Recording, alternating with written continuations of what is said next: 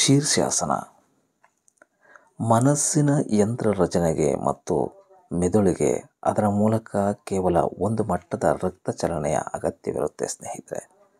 ರಕ್ತ ಚಲನೆ ಕಡಿಮೆ ಆಗ್ತಾ ಇದ್ದ ಹಾಗೆ ನಾವು ಕಷ್ಟದಲ್ಲಿ ಸಿಲುಕಿಕೊಳ್ತೀವಿ. ಇದು ಪ್ರತಿ ವ್ಯಕ್ತಿಗೂ ಭಿನ್ನ ರೂಪದಲ್ಲಿ ಕೆಲಸ ಮಾಡುತ್ತೆ. ವ್ಯಕ್ತಿಯ ಮೇಲೆ ನಿರ್ಧಾರವಾಗಿರುತ್ತೆ. ಆದ್ದರಿಂದಲೇ ನಮಗೆ ತಲೆದಿಂಬು ಇಲ್ಲದೇ ಇದ್ದರೆ ನಿದ್ರಿಸೋದಕ್ಕೆ ಸಾಧ್ಯವಿಲ್ಲ. ದಿಂಬು ಇಲ್ಲದೆ ನಿದ್ರಿಸೋದಕ್ಕೆ ಪ್ರಯತ್ನಿಸಿದರೆ ನಿದ್ರೆಯ ಪ್ರಮಾಣವೂ ಕಡಿಮೆ ಆಗುತ್ತೆ. ಕಾರಣ ಮೆದುಳಿಗೆ ಹೆಚ್ಚು ರಕ್ತ ಸಂಚಾರವಾಗುತ್ತೆ. ಇಲ್ಲಿ ನಮಗೆ ದಿಂಬು ನೆರವಾಗುತ್ತೆ. ನಾವು ತಲೆದಿಂಬಿನ ಮೇಲೆ ಇರುವುದರಿಂದ ರಕ್ತ ಇಂತಹ ಸಮಯದಲ್ಲಿ ಕಡಿಮೆ ಪ್ರಮಾಣದಲ್ಲಿ ಚಲಿಸುತ್ತೆ. ನಾವು ನಿದ್ರಿಸೋದಕ್ಕೆ ನಮಗೆ ರಕ್ತದ ಅಗತ್ಯ ಕಡಿಮೆ ಇರಬೇಕು. ಕಾರಣ ರಕ್ತ ಹೆಚ್ಚಾಗಿ ಹರಿದಾಗ ನಿದ್ರೆ ಮಾಡೋದಕ್ಕೆ ಸಾಧ್ಯ ಆಗೋದಿಲ್ಲ. ಮೆದುಳು ಎಚ್ಚರದಿಂದ ಇರುತ್ತೆ. ಎಚ್ಚರದಿಂದ ಇದ್ದಾಗ ದೇಹಕ್ಕೆ ಅಥವಾ ಮೆದುಳಿಗೆ ವಿಶ್ರಾಂತಿ ಅನ್ನೋದು ಸಿಗೋದಿಲ್ಲ.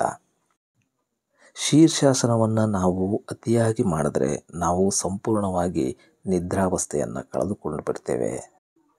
ಅಲ್ಲದೆ ಸಾಕಷ್ಟು ಇತರೆ ಅಪಾಯಗಳೂ ಇವೆ. ಮನುಷ್ಯ ತನ್ನ ಜೀವಿತ ಅವಧಿಯಲ್ಲಿ 7 ದಿನಗಳ ಕಾಲ ನಿದ್ರೆಯನ್ನು ಕಳೆದುಕೊಂಡರೆ ನಂತರ ಹುಚ್ಚನಾಗ್ತಕ್ಕಂಥ ಸಾಧ್ಯತೆಗಳು ಇವೆ ಅನ್ನೋದು ವೈಜ್ಞಾನಿಕವಾಗಿ ಸಾಬೀತಾಗಿದೆ. ಕಾರಣ ಮೆದುಳಿನ ಅತಿ ಸೂಕ್ಷ್ಮ ಜೀವಕೋಶಗಳು ತುಂಡರಿಸಿ ಹೋಗುತ್ತವೆ. ಅವುಗಳನ್ನು ಪತಿಯಾಗಿ ಮತ್ತೆ ಜೋಡಿಸೋದಕ್ಕೆ ಸಾಧ್ಯವಿಲ್ಲ. ಈ ಶೀರ್ಷಾಸನದಲ್ಲಿ ನಾವು ತಲೆ ಕೆಳಗಾಗಿ ನಿಂತಾಗ ನಮ್ಮ ದೇಹದ ಇಡೀ ರಕ್ತ ಕೆಳಮುಖವಾಗಿ ಹರಿಯುವ ಬದಲು ತಲೆ ಕೆಳಗಾಗಿ ಹರಿಯುತ್ತೆ.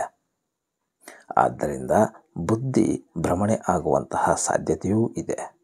ನೀವು ಇಂತಹ ದೈಹಿಕ ವ್ಯಾಯಾಮವನ್ನು ಮಾಡೋದಾದರೆ ಗುರುವಿನ ಸಹಾಯದೊಂದಿಗೆ ಮಾಡಿ.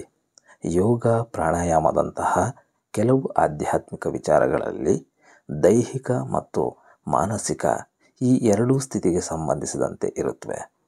ಕಲ್ಪನೆಯ ಧ್ಯಾನ ಸೂತ್ರಗಳು ಬೇರೆ. ಅವಕ್ಕೆ ಯಾವುದೇ ಗುರುವಿನ ಸಹಾಯ ಬೇಕಿಲ್ಲ. ಆದರೆ ಇಂತಹ ದೈಹಿಕ ಚಟುವಟಿಕೆಗೆ ಮಾತ್ರ ಗುರುವಿನ ಸಹಾಯ ಬೇಕು. ಅವರ ಅಗತ್ಯ ಇದೆ ಅನ್ನೋದನ್ನು ಮರಿಬೇಡಿ.